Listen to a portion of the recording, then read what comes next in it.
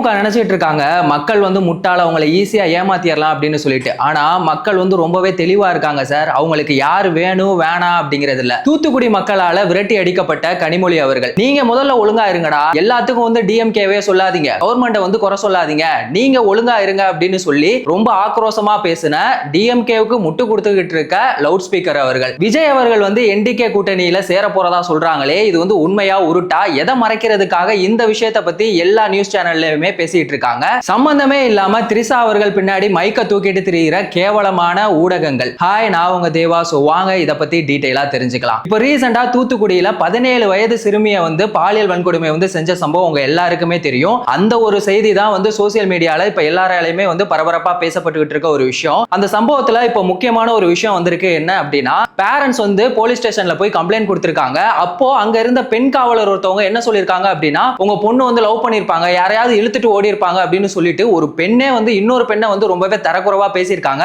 அவங்கள வந்து வேலையை விட்டு தூக்கிட்டாங்க. ஆனா காவல்துறை வந்து இன்னைக்கு என்ன நிலைமையில எந்த லட்சணத்துல இருக்காங்க அப்படிங்கறத பாருங்களேன். இப்போ என்னாச்சு அப்படின்னா, தூத்துக்குடியில எம்பியா இருக்கவங்க யாரு, அக்கா கனிமொழி அவர்கள். அவங்க சம்பவம் நடந்து 2 நாளைக்கு அப்புறமா தூத்துக்குடி மக்களையும் அங்க பாதிக்கப்பட்ட குடும்பத்தையும் போய் பார்த்திருக்காங்க.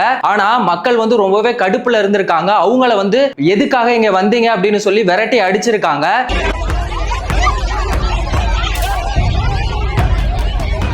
இதெல்லாம் எவ்வளவு கேவலமான ஒரு விஷயம்.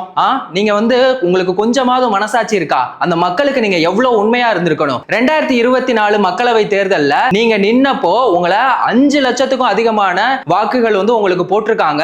உங்களுக்கு ஆப்போனண்டா இருந்தவங்களை விட நீங்க வந்து 3,90,000க்கும் மேல ஓட்டு வித்தியாசத்துல வந்து ஜெயிச்சீங்க. அப்படி உங்களுக்கு சப்போர்ட் பண்ண மக்களுக்கு நீங்க என்ன பண்ணீங்க?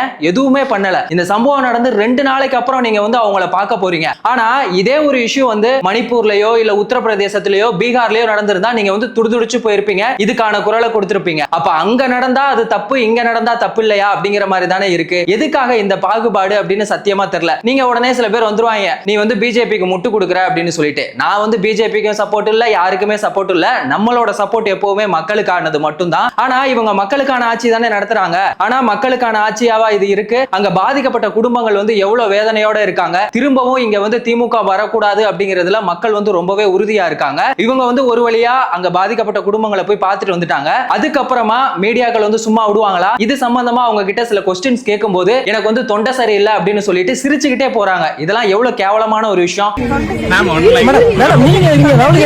ஆனா உங்களோட ஆட்சியே இங்க சரியில்லை. அதனாலதான் இங்க கொலைகளும் கற்பழிப்புகளும் வந்து தொடர்ந்து நடந்துகிட்டே இருக்கு. இன்னொரு விஷயம் என்ன அப்படின்னு பாத்தீங்கன்னா, லவுட் ஸ்பீக்கர் அவங்க எல்லாருக்குமே தெரியும். அவங்க வந்து பெண்களுக்கு ஒண்ணுனா வந்து ரொம்பவே துடிச்சு போயிருவாங்க. இந்த பெண்களுக்கான சம உரிமை, பெண் சுதந்திரம், இந்த ஃபெமினிசத்தை பத்தி எல்லாம் பேசுறதுல அவங்கள அடிச்சுக்கவே முடியாது. அவங்க வந்து என்ன சொல்லிருக்காங்க, அந்த திமுக சொம்பு அந்த லவுட் ஸ்பீக்கர் என்ன சொல்லிருக்காங்க தெரியுமா? நீங்க முதல்ல ஒழுங்கா இருங்கடா, நீங்க முதல்ல ஒழுங்கா இல்லாம நீங்க எல்லாத்துக்கும் வந்து டிஎம்கேவையும் கவர்மெண்ட்டையும் வந்து குறை சொன்னீங்கன்னா எப்படி நியாயமா இருக்கும்? நீங்க முதல்ல ஒழுங்கா இருங்க அப்படின்னு வந்து சொல்றாங்க. அப்போ இந்த சம்பவம் நடந்ததுக்கு தமிழ்நாட்டில் இருக்க சட்ட ஒழுங்கு காரணம் இல்ல, அவனோட காம வெறியில பண்ண ஒரு சம்பவம் தான் காரணம் அப்படின்னு நீங்க சொல்றீங்க. சரி, நீங்க சொல்றது ஒரு விதத்துல நியாயம் அப்படின்னே வச்சுக்கோமே. திருவண்ணாமலையில ரோந்து பணியில ஈடுபட்ட 2 காவலர்கள் வந்து பாலியல் வன்கொடுமை பண்ணாங்களே, அப்ப நீங்க ஏன் வாயை திறக்கல? அப்ப வந்து காவல்துறை சரியில்லை தானே? அப்ப நீங்க காவல்துறை எதிர்த்து பேசியிருக்கணும்ல. அப்ப அமைதியா இருந்துட்டு இப்ப பெண்ணுக்கு எதிரான ஒரு குற்றம் நடக்கும் போது ஒரு பொண்ணா இருந்துட்டு மனசாட்சியே இல்லாம இப்பவும் நான் வந்து டிஎம்கேவுக்கு தான் முட்டு கொடுப்பேன் அப்படின்னு சொல்லிட்டு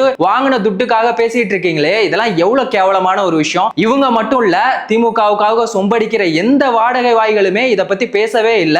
வைஷ்ணவி அவர்களா இருக்கட்டும், ஜல்லிக்கட்டு அப்படிங்கிற ஒரு விஷயத்த சொன்னதுனால ரொம்பவே கொந்தளிச்சு போன ஜூலி அவர்கள்லாம் இப்ப எங்க போனாங்க அப்படிங்கறதே தெரியல. திமுகவுக்காக அவங்க பண்ண சாதனையை பத்தி மட்டும் பேசுறீங்களே, மக்கள் அவங்களோட ஆட்சியில எவ்வளவு சோதனைகளை சந்திச்சுட்டு இருக்காங்க, அதை பத்தி யாராவது பேசுறீங்களா? வாயவே திறக்க மாட்டீங்கல்ல. இது ஒரு பக்கம் இருக்கு. இன்னொரு பக்கம் நியூஸ் சேனல்ல எல்லாரும் பரபரப்பா பேசிட்டு இருக்க விஷயம் என்ன தெரியுமா? விஜய் அவர்கள் வந்து என்டிஏ கூட கூட்டணி வைக்க போறாங்களாமே, அதுக்கான பேச்சுவார்த்தை நடந்துட்டு இருக்கு அப்படின்னு சொல்லிட்டு தான் எல்லாருமே அதை சம்பந்தமா பேசிட்டு இருக்காங்க. எதுக்கு தெரியுங்களா? கனிமொழி அவர்களை வந்து தூத்துக்குடி மக்கள் வந்து விரட்டி அடிச்சுட்டாங்க. அதை வந்து எந்த நியூஸ்லயுமே யாருமே போடல. அதை வந்து அப்படியே அவங்களையே திசை திருப்பணும் அப்படிங்கிறதுக்காக இப்ப விஜய் அவர்கள் வந்து என்டிகே கூட்டணியில சேர போறாரு, அதுக்கான பேச்சுவார்த்தை போயிட்டு இருக்கு அப்படின்னு வந்து சொல்றாங்க. இதுல அவருக்கு வந்து 70 சீட்டுக்கு மேல கொடுக்க போறதாவும் துணை முதல்வர் பதவி வந்து கொடுக்க போறதாவும் வந்து பேசிட்டு இருக்காங்க. இதெல்லாம் எதுக்காக அப்படின்னா கனிமொழி அவர்கள் வந்து அசிங்கப்பட்டாங்கல்ல, அது வந்து எந்த நியூஸ் சேனல்லையும் வெளியே வரக்கூடாது அப்படிங்கிறதுக்காக தான். இன்னொரு விஷயம் என்ன அப்படின்னா ஆதவ் அர்ஜுனா வந்து நேர்ல போய் பார்த்திருக்காரு. அவங்கள அந்த மக்கள் வந்து வீட்டுக்குள்ள கூப்பிட்டு உட்கார வச்சு பேசியிருக்காங்க. சோ அங்க இருக்க மக்கள் திமுகவோட ஆட்சி வேணாம் அப்படிங்கிறதுல ரொம்பவே தெளிவா இருக்காங்க. ஆதவ் அர்ஜுனா வந்து அவ்வளவு யோக்கியமா அப்படின்னு சொல்லிட்டு நீங்க கேட்கலாம். அவர் யோக்கியமோ இல்லையோ, ஆனா அந்த பாதிக்கப்பட்ட குடும்பத்தை போய் பார்த்தாருல, இவங்க சொந்த தொகுதியில மக்கள் யார் மூலமா அவங்க வந்து ஜெயிச்சாங்களோ அவங்களுக்கே இவங்க வந்துட்டு போய் பார்க்கல அப்படிங்கிறது எந்த விதத்துல நியாயமா இருக்கும்? 2 நாள் கழிச்சு போனதுக்கு நீங்க போகாமலே இருக்கலாமே. ஓ 2 மாசத்துல எலெக்ஷன் வருது இல்ல, அப்ப கண்டிப்பா அங்க போய் தான் ஆகணும் அப்படிங்கிறதுக்காக தானே நீங்க போயிருக்கீங்க. இன்னொரு பக்கம் ஊடகங்கள் எல்லாரும் பேசப்பட்டு இருக்க ஒரு விஷயம் என்ன தெரியுங்களா? திரிஷா பின்னாடி மைக்க தூக்கிட்டு திரிறாங்க. எதுக்காக அப்படின்னு தெரியல. இன்னொரு விஷயம் என்ன சொல்றாங்க தெரியுங்களா? திரிஷா வந்து ஒரு BMW கார்ல வந்திருக்காங்க. அந்த கார் வந்து விஜயோட தான். அப்ப விஜய்க்கும் திரிஷாவுக்கும் கள்ள தொடர்பு இருக்கிறது உறுதி அப்படின்னு சொல்லிட்டு அதை ஒரு நியூஸா வந்து எடுத்து போட்டுட்டு இருக்காங்க. இங்க வந்து பேச வேண்டிய, மக்களுக்கு தெரியப்படுத்த வேண்டிய எவ்வளவோ விஷயங்கள் வந்து தொடர்ந்து நடந்துகிட்டே இருக்கு. அதை பத்தி எல்லாம் இந்த எச்ச ஊடகங்கள் யாருமே பேசுறது இல்ல.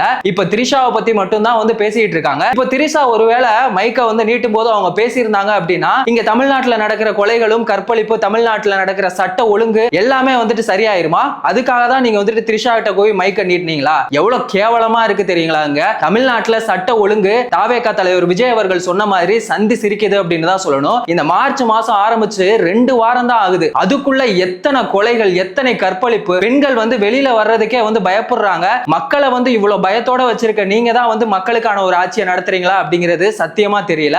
ஏன்னா 2 வயசு குழந்தையா இருக்கட்டும், 7 வயசு குழந்தையா இருக்கட்டும், 70 வயசு மூதாட்டி அவங்கள வந்து கற்பழிக்கிறாங்க அப்படின்னா அங்க அவங்க கிட்ட இவங்க என்னத்தை கவர்ச்சி பார்த்தாங்க, என்ன ஆபாசமான ஒரு விஷயம் இருக்கு அப்படிங்கிறது தெரியல. இது எல்லாத்துக்கும் மெயினா இருக்க காரணம் என்ன அப்படின்னு பாத்தீங்கன்னா மதுவை ஒழிப்போம் அப்படின்னு சொல்றாங்கல்ல, அந்த மதுவும் ஒழிச்ச மாதிரி இல்ல, போதைகளும் இங்க வந்து 0% அப்படின்னு சொல்றாங்க. ஆனா இந்த மதுவாலையும் போதையாலையும் தமிழ்நாட்டுல சட்ட ஒழுங்கு வந்து ரொம்பவே சந்தி சிரிக்குது. அதுதான் உண்மை. இப்படிப்பட்ட கேடுகட்ட ஒரு ஆட்சி திரும்பவும் உங்களுக்கு வேணுமா அப்படிங்கிறத மறக்காம கமெண்ட் செக்ஷன்ல சொல்லுங்க. தாவேகா தலைவர் விஜய் அவர்கள் என்டிஏ கூட்டணியில ஒருவேளை சேர மாட்டாரு. அப்படி சேர்ந்தார்னா அவருக்கு நீங்க ஓட்டு போடுவீங்களா, அவரை சப்போர்ட் பண்ணுவீங்களா அப்படிங்கிறதையும் கமெண்ட் செக்ஷன்ல சொல்லுங்க. வேறொரு வீடியோல வேறொரு கண்டென்ட்ல திரும்பவும் சந்திக்கலாம்.